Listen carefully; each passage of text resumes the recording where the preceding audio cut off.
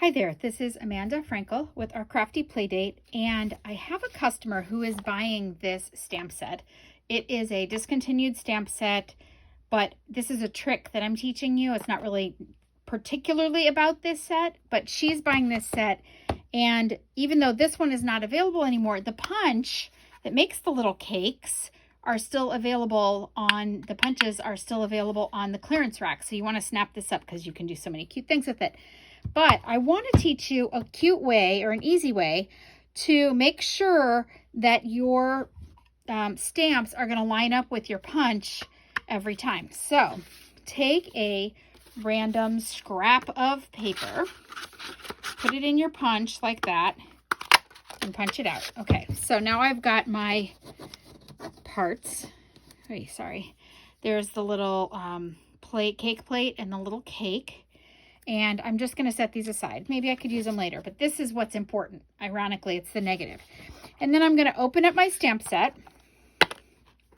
And I've already pulled these off, so I'm going to take these pieces here. And let's say I'm going to stamp it with Coastal Cabana because it's beautiful. All right, now, there are two sides of your stamp. This one is the ridged side, and that's the kind that's the part that gets the ink and then is going to ultimately stamp. I'm going to put the ridge side down. So the flat side that's going to attach to my block is going to be up. And I'm just going to marry that in there. And you can actually tell because when you move it, the ridges actually kind of catch right on your punch, or on your punched hole, I should say. And I'm going to stick my cake in there and wiggle it and make sure that it's kind of right. And then this side of the stamps is, this side is flat. So now I'm just going to take my block and stick it down there. Now when I stamp this, I'm going to put this aside. When I stamp this with my Coastal Cabana bouncing the table the whole time. Okay, when I stamp this on my piece of scratch paper, let's see.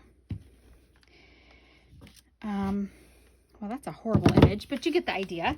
When I stamp that now, when I slide my punch on to do it, I just have to match it up like this, and it is going to punch the parts out, both of them, at the same time. Oh my goodness. So there you go. And that way I didn't have to waste a lot of paper stamping just cakes and trying to figure out how to feed it through my punch. I've got it all set up so that it'll work. And this will work with any of your builder punches. Okay, so any of the builder punches that we have that may make a little rabbit or bunny, or because those are kind of the same thing, but the fox or any of those other builder punches, you can do the same technique. And this piece right here, this negative piece, you should just stick right in your stamp set. As a matter of fact, you know what you can do? You can slide it right in here so it doesn't stick on your stamps. You can just slide it right in here with your inside the little plastic. And then next time you go to make something with this stamp set, you have your little cheat sheet. Okay? And that's all I've got for you today. And now I've got a little cake. So there you go. Thank you so much for stopping by.